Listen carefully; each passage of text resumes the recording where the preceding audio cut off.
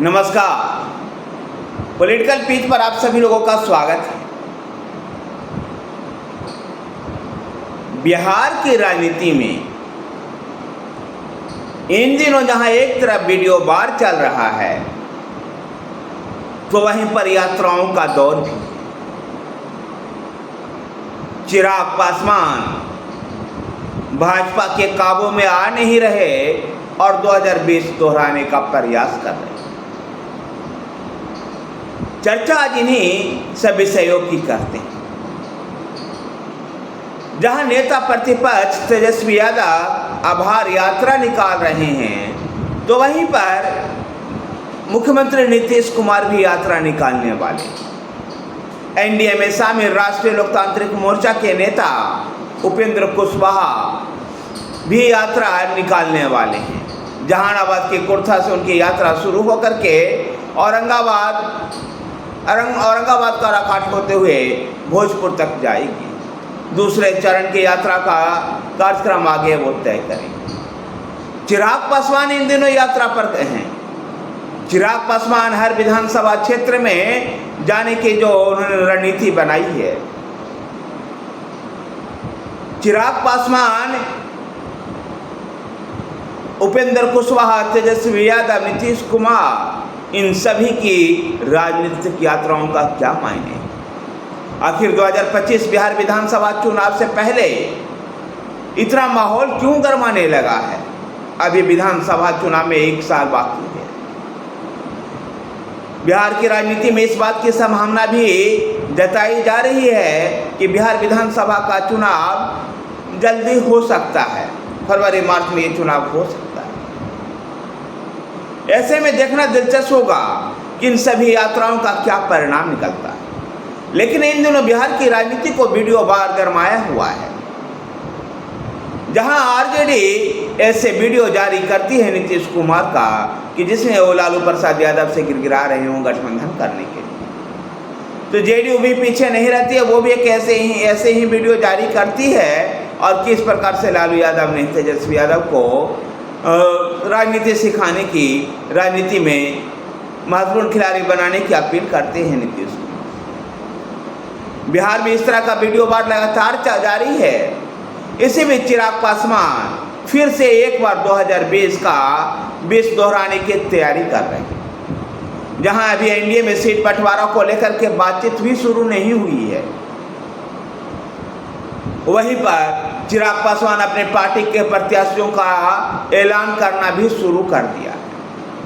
शेखपुरा और बेगूसराय के एक विधानसभा क्षेत्र और शेखपुरा विधानसभा क्षेत्र से उन्होंने अपने प्रत्याशियों का ऐलान कर दिया है। बेगूसराय की यात्रा पर और जब शेखपुरा की यात्रा पर गए तो उन्होंने अपने प्रत्याशियों का ऐलान कर दिया। एक ऐसे प्रत्याशी का ऐलान किया गया जो सिवान में जेडीयू के लोकसभा चुनाव में हार का बड़ा कारण बना था। चिराग पासवान ने उसको टिकट दे दी। ऐसे में प्रत्याशी के नाम का ऐलान करना कि किस तरह से गठबंधन धर्म को निभाता?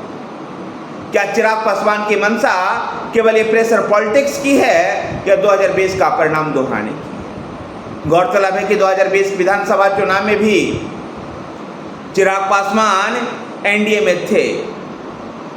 एनडीए में होने के बाद भी उन्होंने नीतीश कुमार की पार्टी जेडीयू के खिलाफ कैंडिडेट उतारे थे।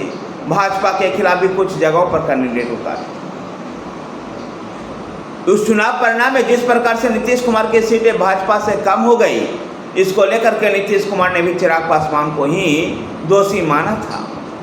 और एक समय ऐसा लगा कि चिराग पासवान की पार्टी तोड़ दी गई, लोक जनशक्ति पार्टी, और जिस प्रकार से राजनीतिक रूप से लगभग खत्म से हो गए थे चिराग पासवान। लेकिन 2024 के लोकसभा चुनाव में भाजपा ने उनके चाचा पशुपति कुमार पारस की जगह पर चिराग पासवान पर भरोसा जताया।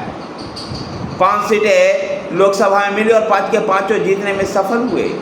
केंद्र में मंत्री भी बनाया गया, लेकिन चिराग पासवान माने नहीं।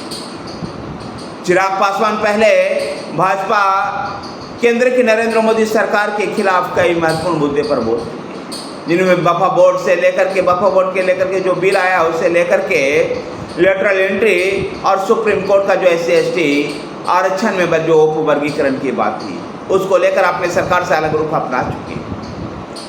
ऐसे में चाचा पशुपति कुमार पारस को साथ करके बीजेपी ने चिराग पासवान को काबू करने का प्रयास किया, लेकिन चिराग पासवान लगते नहीं है कि वो काबू में आ रहे हैं भाजपा के। और इस प्रकार से जिस प्रकार से वो शेखपुरा और बेगूसराय में अपने कैंडिडेट का ऐलान कर दिया, उससे एनडीए गठबंधन में असहज थी।